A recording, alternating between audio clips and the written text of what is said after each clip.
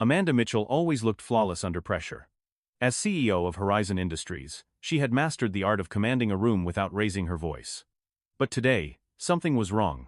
Mid-sentence during her quarterly presentation, her words suddenly slurred. The executive boardroom watched in confusion as she gripped the edge of the table, her knuckles white. "I'm fine," she insisted, but her free hand involuntarily scratched at her neck where red blotches were forming. When her knees buckled, chaos erupted. Security rushed in, executives shouted contradictory instructions, until a small figure in gray maintenance coveralls pushed through. "She's having an anaphylactic reaction," Mike Reynolds said firmly, already reaching for the emergency kit on the wall. "Get out of my way. Now." Morning light filtered through worn curtains as Mike Reynolds moved quietly around his small Brooklyn kitchen. 6:35 a.m., right on schedule. The maintenance shift at Horizon Industries wouldn't start for another 2 hours, but mornings belonged to 8-year-old Lucy. He cracked eggs into a bowl, adding a pinch of cinnamon the way his daughter liked. From the bedroom came the familiar sound of her alarm, followed by the thump of small feet hitting the floor. Mike smiled despite his exhaustion. Double shifts had kept him at Horizon until midnight, but he'd still risen at 5 to prepare Lucy's science project for school. The apartment was modest, a 2-bedroom walk-up in a neighborhood that had somehow resisted complete gentrification, but he'd made it home. Photos of Lucy's mother, Sarah, watched from strategic corners, reminding them both of what they'd lost 3 years ago. The accident that took his wife had also derailed his medical school dreams, transforming a promising third-year student into a single father scrambling for stable work with flexible hours. "Daddy, is my volcano going to explode at school today?"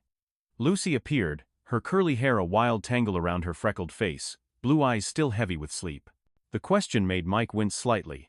The volcano had been a last-minute creation after he'd forgotten about the science fair. "It's going to be spectacular, Luce," he promised, setting a plate of French toast before her. "Just remember to wait for Mrs. Henderson before adding the vinegar to the baking soda. And don't worry about those marks on the paper, I'll fix them tonight." He glanced at the clock. "Hurry up, kiddo. Bus comes in 20 minutes. The maintenance uniform felt like armor some days. The gray coveralls with the Horizon logo made Mike nearly invisible within the gleaming Manhattan headquarters. Executives in $1,000 suits walked past without seeing him, while mid-level managers occasionally offered distracted nods. 6 years of mopping floors, fixing light fixtures, and unclogging toilets had taught him exactly how the hierarchy worked at one of New York's fastest-growing pharmaceutical companies. His position near the bottom afforded him something precious, though: predictable hours and decent health insurance for Lucy. His supervisor, Hank, was understanding about school emergencies and sick days. That flexibility was worth all the condescension he endured. 28 floors above the maintenance department, Amanda Mitchell reviewed acquisition proposals in her corner office. At 36, she was the youngest CEO in the company's history, and the first woman to hold the position. The promotion had come a year ago, after she'd orchestrated a complete turnaround of their struggling research division.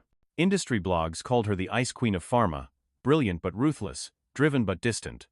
The reputation didn't bother her. In fact, she cultivated it. Warmth invited familiarity, and familiarity inevitably led to undermining.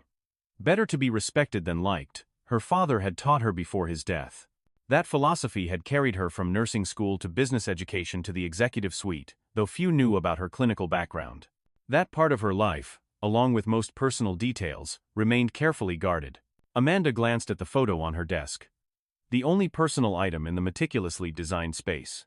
Her father on his 65th birthday, 6 months before the heart attack. She straightened her already immaculate blazer and returned to the spreadsheets.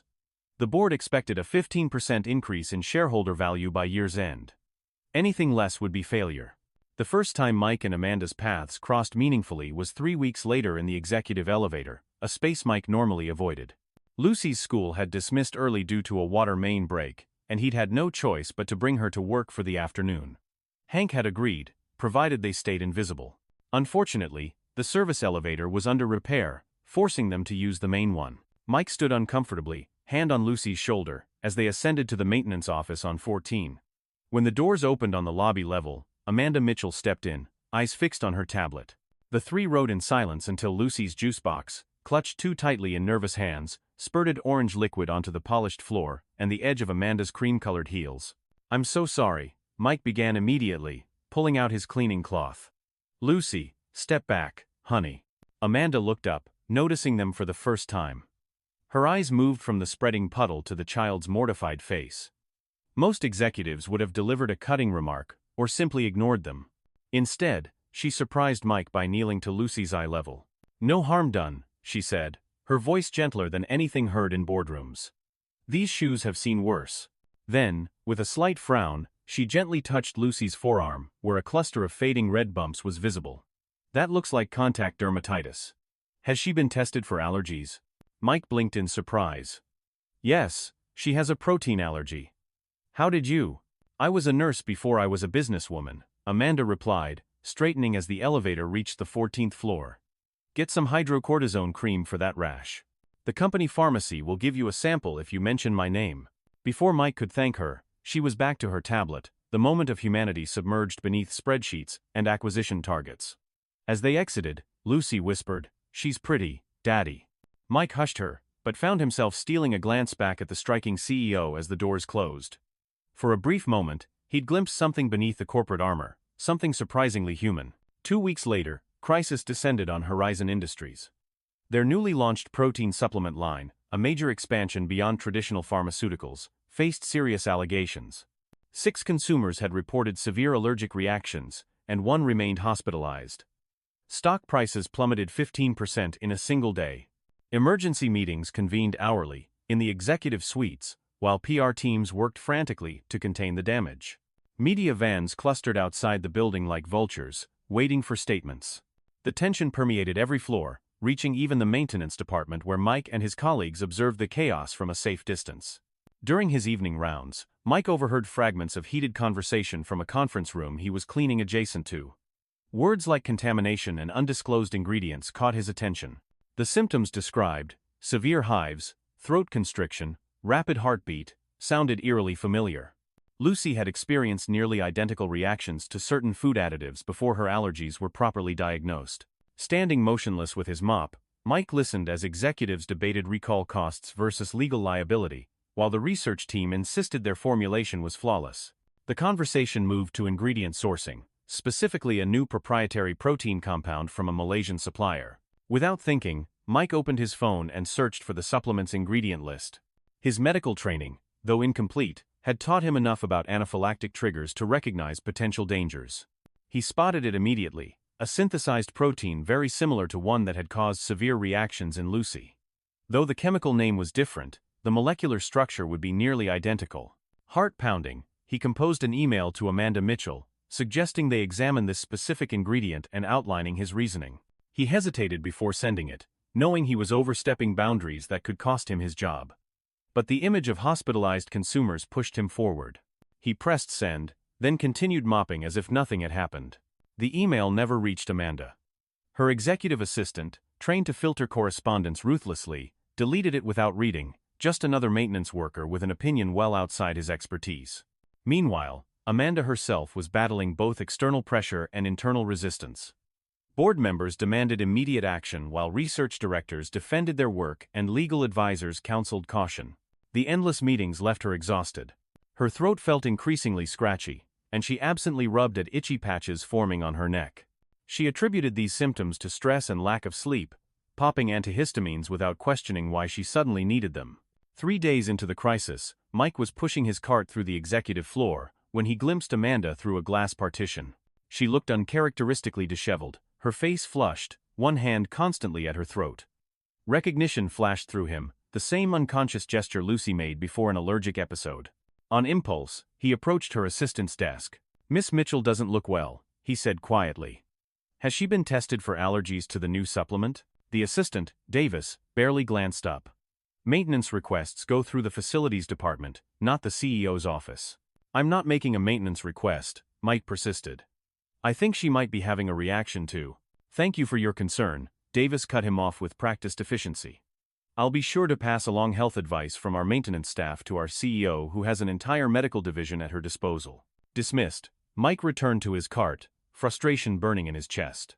As he wheeled toward the elevator, Lucy appeared, escorted by Hank, who explained apologetically that her after-school program had canceled, and he'd had no choice but to bring her up.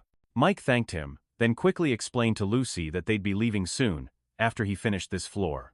Nodding solemnly, she sat on a bench near the elevator, swinging her legs and watching the bustling office with wide eyes. 10 minutes later, as Mike gathered trash from the conference rooms, the elevator doors opened and Amanda Mitchell emerged. She moved slowly, one hand braced against the wall for support. Lucy, still waiting patiently, observed the powerful woman with curiosity. When Amanda stopped, taking a labored breath just a few feet away, Lucy approached her without hesitation. "Are you okay, ma'am?" she asked, her small voice clear in the suddenly quiet hallway. "Your neck has those same red spots I get when I eat the wrong thing."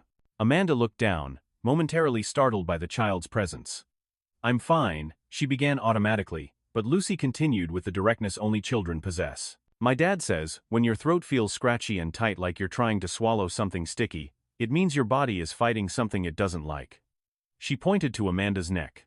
"Is your throat feeling scratchy?" "My dad says that's dangerous." Mike rounded the corner just in time to hear his daughter's impromptu medical consultation. Mortified, he hurried forward. "Lucy, don't bother Miss Mitchell. I'm so sorry," he added to Amanda. "We're just leaving." But Amanda wasn't listening to his apology. Her focus remained entirely on Lucy, a strange expression crossing her face. "Your dad told you that?" she asked. Then, more quietly, "Yes. My throat does feel sticky." Mike stepped closer, professionalism temporarily forgotten. "Miss Mitchell, are you using the new protein supplement? The one from the launch?" She nodded slowly. "Market research shows leadership should use company products. I've been taking it for 2 weeks." Her voice sounded strained now, slightly hoarse. "You need to see a doctor immediately," Mike said firmly. "Those symptoms match anaphylaxis, which can become life-threatening very quickly. I believe you might be reacting to the same compound that affects Lucy." Amanda's assistant appeared, alarm spreading across his face at the improper interaction unfolding. "Miss Mitchell, your 3 o'clock is waiting, and this maintenance issue." "Schedule me an appointment with Dr. Levine," Amanda interrupted, her CEO authority reasserting itself despite her physical distress. "Tell him it's urgent." Then, surprising everyone, she turned to Mike. "You. In my office." Now, 20 minutes later, Mike sat uncomfortably in a chair worth more than his monthly salary, while Amanda Mitchell studied him from behind her expansive desk. She'd taken an antihistamine and applied cold compresses to the hives, reducing their appearance somewhat, but her breathing remained audibly labored. "So," she began, "you were in medical school." It wasn't a question. Somehow, she'd accessed his employment records in the brief time it had taken to settle Lucy with Hank and make his way to the executive floor. Mike nodded. "3rd year at Columbia. I had to withdraw after my wife's accident. To raise your daughter." Again, not a question. Her eyes softened fractionally. "Admirable." An uncomfortable silence stretched between them, bridging vastly different worlds. Finally, Amanda spoke again. "You sent me an email about the supplement. My assistant deleted it without my knowledge. Tell me your theory." Mike straightened, medical training resurfacing as he outlined his suspicions about the proprietary protein compound. He explained how certain synthesized proteins could trigger severe reactions in susceptible individuals, particularly those with existing sensitivities. He described Lucy's similar reactions, the diagnostic process, and the specific tests that had identified her allergens. Amanda listened without interruption, occasionally making notes. When he finished, she simply asked, "How would you confirm this?" "Comparative blood testing," he replied without hesitation. "Looking specifically at antibody responses to the compound. And a complete ingredients audit from the Malaysian supplier. They might be using processing agents not listed in the final formula." Amanda studied him for a long moment, calculation evident in her gaze. "You understand that if you're wrong, and I divert resources based on a maintenance worker's hunch, my credibility will be severely compromised." Mike met her gaze steadily. "And if I'm right, you'll prevent more hospitalizations, possibly save the product line with proper warnings and formulation adjustments, and demonstrate that Horizon prioritizes consumer safety over corporate ego." The last phrase slipped out before he could censor himself. To his surprise, Amanda didn't bristle at the implied criticism. Instead, a ghost of a smile touched her lips. "Corporate ego pays your salary, Mr. Reynolds." She pressed an intercom button. "Davis, contact Dr. Levine. I want comparative allergen testing for the new supplement. And get Lee from research up here immediately." She released the button and regarded Mike thoughtfully. "You'll wait while I speak with them." 3 hours later, Mike sat in a small conference room, having called Mrs. Garcia from next door, to watch Lucy for the evening. Around him, fragments of the crisis team had assembled, the research director, legal counsel, the chief medical officer, and Amanda herself, who looked increasingly uncomfortable as preliminary test results confirmed Mike's suspicions. The Malaysian protein compound was indeed triggering severe reactions in certain individuals with specific antibody profiles, including Amanda Mitchell. "We need to issue a recall," the legal counsel advised. "Immediately, before more cases appear. The financial impact will be catastrophic," the CFO countered. "We're talking tens of millions in losses, not counting stock devaluation." "There's another option," Mike said quietly. Everyone turned, some clearly annoyed at his continued presence. He looked directly at Amanda. "A reformulation with clear labeling. The compound itself isn't dangerous to most consumers. It's only affecting about 1% of users with specific antibody profiles. You could recall current stock, reformulate within weeks with proper warnings, and even offer a specialized version for those with sensitivities." The medical officer frowned. "That's actually feasible. The chemistry would need adjustments, but with proper allergy warnings." Amanda nodded slowly, then turned to Mike. "Explain the science to the team." In detail. For the next hour, Mike Reynolds, still in his maintenance uniform, outlined enzyme interactions and allergic cascades to a room of executives earning 10 times his salary. He drew diagrams, suggested testing protocols, and proposed labeling language that would satisfy both legal requirements and practical consumer needs. Gradually, skepticism gave way to reluctant appreciation as his knowledge became undeniable. Throughout, Amanda watched him with an intensity that made him self-conscious. Her analytical mind clearly reassessing everything about the unassuming man who cleaned their offices. When the impromptu meeting finally ended, executives filed out with new direction and purpose. Amanda remained seated, gesturing for Mike to stay as well. When they were alone, she studied him with that same penetrating gaze. "Why didn't you finish medical school?" she asked abruptly. The question caught him off guard. "My wife died. Lucy was 5. She needed stability more than I needed a medical degree. You could have arranged something. Loans, family help, childcare." Mike smiled sadly. "Not everyone has those options, Miss Mitchell. Sarah's parents live in Arizona with health issues of their own. Mine died before Lucy was born. Childcare for irregular hospital rotations would have cost more than our rent.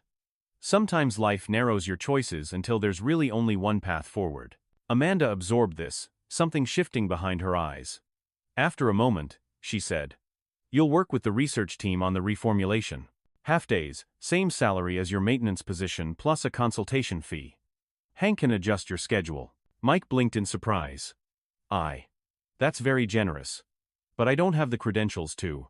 "You have the knowledge," she interrupted. "The credentials are irrelevant to me if you have the substance behind them." She stood, signaling the conversation's end. "And Mr. Reynolds?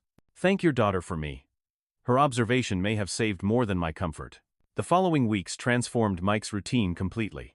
Mornings still began with Lucy and French toast, but by 9 a.m., he found himself in research labs rather than utility closets. The transition wasn't smooth. Several department heads resented his presence, questioning his qualifications and challenging his suggestions at every turn.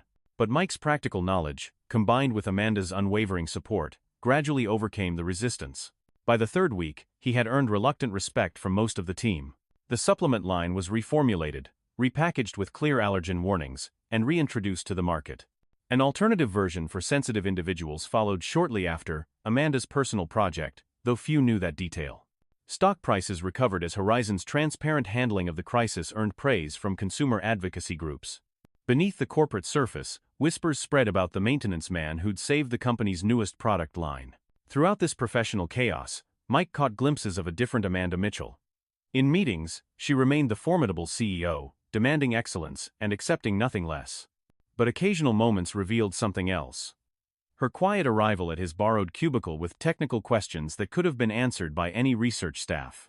Her unexpected appearance in the cafeteria when he took lunch. Her thoughtful questions about Lucy's school and activities. Small interactions, easily dismissed individually, collectively formed a pattern that both confused and intrigued him. 4 weeks after the crisis began, Amanda called Mike to her office. She stood at the window overlooking Manhattan, silhouetted against the setting sun. Without turning, she said, "The board approved a new position today. Safety Compliance Specialist, reporting directly to research and development. The role requires background in both medical science and practical problem solving." Now she turned to face him. "It's yours if you want it." Part-time, with flexibility for your daughter's schedule. Double your current salary. Mike stared at her, processing the offer. Why are you doing this? She seemed surprised by the question. Because you're qualified. Because you saw what an entire department of PhDs missed. Because it makes business sense. Is that the only reason? The words left his mouth before he could reconsider them. Something flickered across Amanda's face. Uncertainty, perhaps, an expression rarely seen in that office. Isn't that enough? She countered, but her tone lacked its usual sharpness. Mike thought of Lucy waiting at after-school care, of student loans still unpaid, of medical dreams deferred but not forgotten. Yes, he said simply. It's enough. Thank you, I accept. Amanda nodded, professional composure restored. Good. You'll start Monday. She returned to her desk, the conversation clearly concluded. But as Mike reached the door, she added, Mr. Reynolds? Lucy is fortunate to have a father who chose her future over his own. The corporate recognition ceremony was Amanda's idea, though the board enthusiastically endorsed it once the financial implications of the crisis resolution became clear. 6 weeks after the reformulated product launched, Horizon Industries held an all-hands meeting to celebrate the team's success. Executives delivered polished speeches about innovation and corporate responsibility. Research directors detailed the technical challenges overcome. Marketing presented the positive press coverage and recovery metrics. Throughout it all, Mike sat uncomfortably in the audience, having declined Amanda's suggestion that he speak. When Amanda took the stage for closing remarks, she departed from her prepared speech. Success in business, as in science, often comes from unexpected sources, she began, scanning the audience until she found Mike. Credentials and titles can blind us to valuable perspectives. 6 weeks ago, one of our maintenance staff identified a critical flaw that our most qualified experts missed. He did so not because of professional ambition, but out of genuine concern for consumer safety. She gestured toward Mike. Today, Horizon announces the creation of a new safety compliance division, with Mike Reynolds as our lead specialist. His combination of medical knowledge and practical wisdom represents the kind of thinking that will drive Horizon forward. The applause that followed felt surreal to Mike. Colleagues who had previously walked past without seeing him now approached with congratulations and business cards. Research directors who had dismissed his input now sought his opinion on pending projects.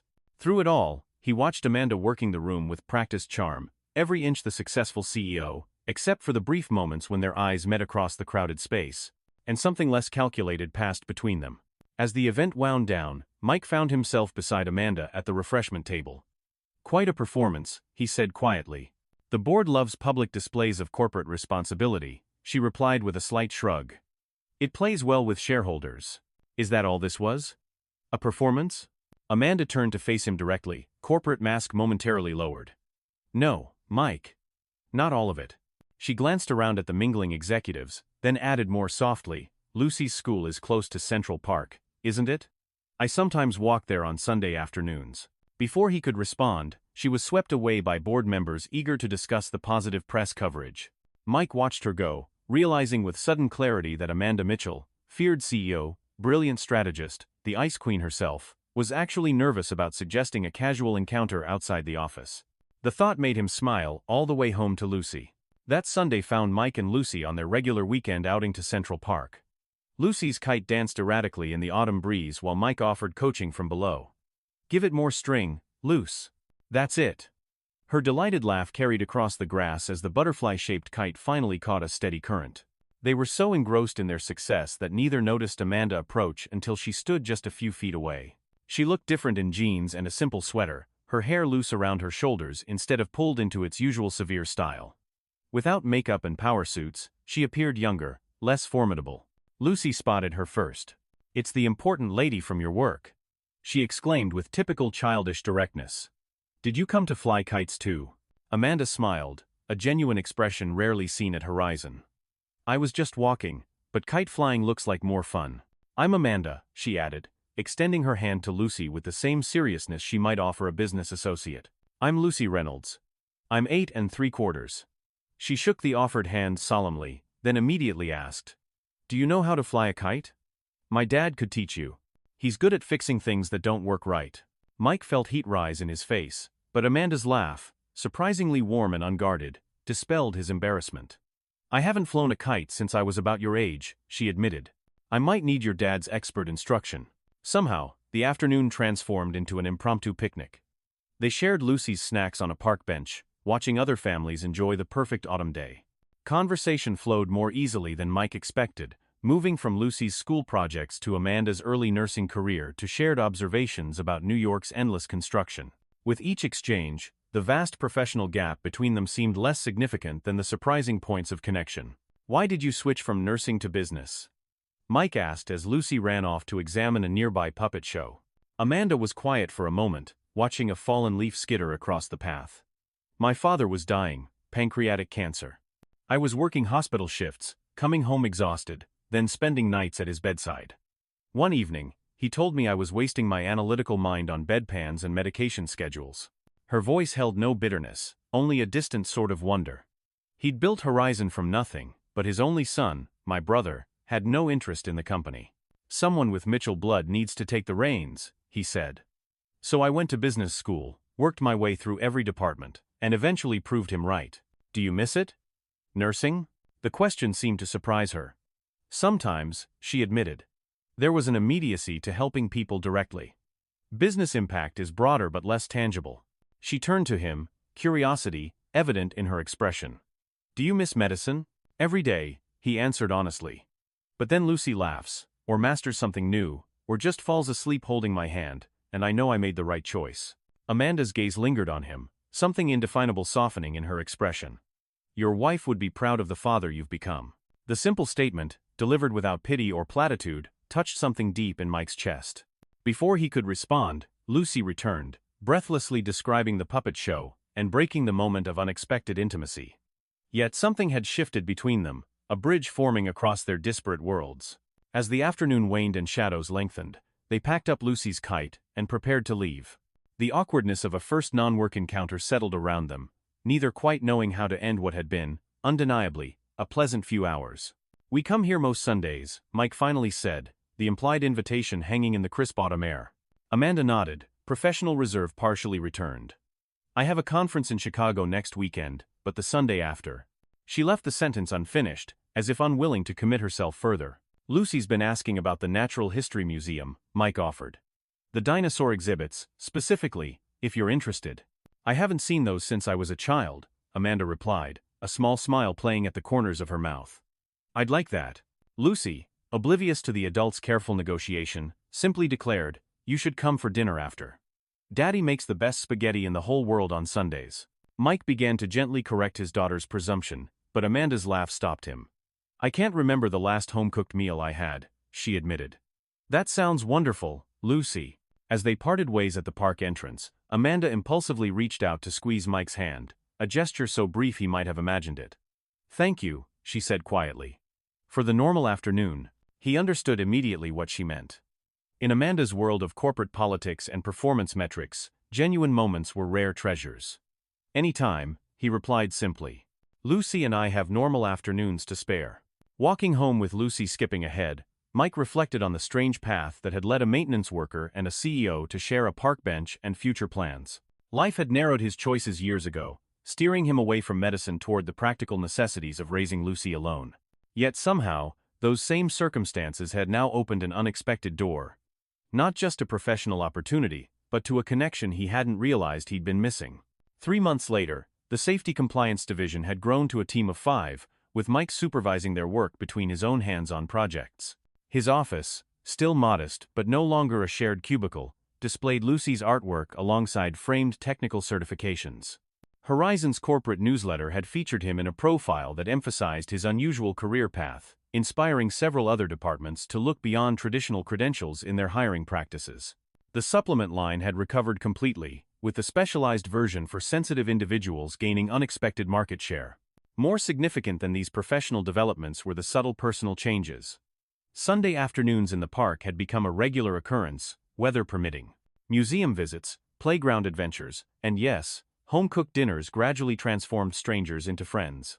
Lucy adored Amanda, proudly introducing her to teachers and neighbors as "my dad's friend who runs a whole company." Amanda, initially awkward around the child, now carried children's books in her bag, and remembered details about Lucy's friends and school projects. For Mike, Watching the formidable CEO build a snowman with his daughter or earnestly discuss the merits of different dinosaur species revealed dimensions of Amanda Mitchell that few at Horizon would recognize. The carefully maintained corporate armor dissolved in these moments, revealing a woman with genuine warmth, surprising humor, and an almost childlike enjoyment of simple pleasures long denied by her driven lifestyle. Amanda never spoke directly about these transformations, but Mike observed their effects. She began leaving the office before 7 some evenings. She mentioned taking a weekend cooking class. Once, she arrived at the park with a children's science experiment kit she'd spotted in a store window and just thought Lucy might enjoy. Small changes, perhaps insignificant to others, but revealing to Mike, who had first seen her as nothing more than an untouchable executive. On a crisp December evening, Amanda surprised them at their apartment, arriving unannounced with Thai food and news. "I've enrolled in night classes," she announced as they settled around Mike's small kitchen table. "Pre-med requirements." At Columbia, Mike stared at her in astonishment. "But you're the CEO of a pharmaceutical company." "And I miss patient care," she replied simply. Not enough to give up Horizon, but enough to explore options. Maybe research, maybe part-time clinical work eventually. The board doesn't need to know yet. She served pad thai onto Lucy's plate with practiced ease, as comfortable in their modest kitchen as in her executive suite. "Someone recently reminded me that it's never too late to reconsider narrowed choices." The reference to their park bench conversation months ago wasn't lost on Mike. He watched her interact with Lucy, explaining the difference between various Thai dishes with the same patience she might use for a complex business presentation. In that moment, he saw not the intimidating CEO or even the accomplished professional, but simply Amanda, intelligent, caring, and surprisingly vulnerable in her determination to reclaim parts of herself set aside for corporate success. Later, after Lucy had gone to bed, they sat on the small balcony overlooking the Brooklyn streetscape. The contrast to Amanda's Manhattan penthouse view couldn't have been more stark, yet she seemed content, wrapped in one of Mike's old sweaters against the December chill. "Why did you really create that position for me?" he asked, the question that had lingered since that day in her office. Amanda was quiet for a long moment, watching her breath form clouds in the cold air. "Because talent shouldn't be wasted," she finally answered. "Because hierarchies often hide the best solutions. Because you reminded me of who I was before spreadsheets and board meetings consumed my life." She turned to face him directly. "And because when Lucy pointed out my symptoms, I realized I'd become so disconnected from myself that I couldn't recognize my own body's distress signals. That terrified me more than the stock price drop." Mike understood completely. In their different ways, they had both lost connection with their original purpose, healing people, through circumstances neither had fully controlled. He had sacrificed career for family, she had sacrificed personal connection for professional advancement. Yet somehow, through an unlikely intersection of their worlds, both were finding their way back to more balanced lives. "What happens next?" he asked. The question encompassing far more than work arrangements. Amanda's smile held a warmth that would have shocked her corporate colleagues. "I don't know exactly," she admitted. "I've always had 5-year plans and strategic objectives. This," she gestured between them, "doesn't fit any established metrics." Mike laughed softly. "Lucy would say, we should just make it up as we go along." "Your daughter is remarkably wise," Amanda replied, her hand finding his on the narrow space between their chairs. "I think I'm finally ready to try that approach." In the apartment behind them, Lucy slept peacefully, her science project materials spread across the kitchen table for tomorrow's class. Below, Brooklyn traffic created its usual urban symphony, and on a small balcony, a maintenance worker turned safety specialist and a CEO turned part-time medical student sat quietly together, their breath mingling in the winter air, as they contemplated unexpected second chances and new beginnings that neither had thought possible just months before.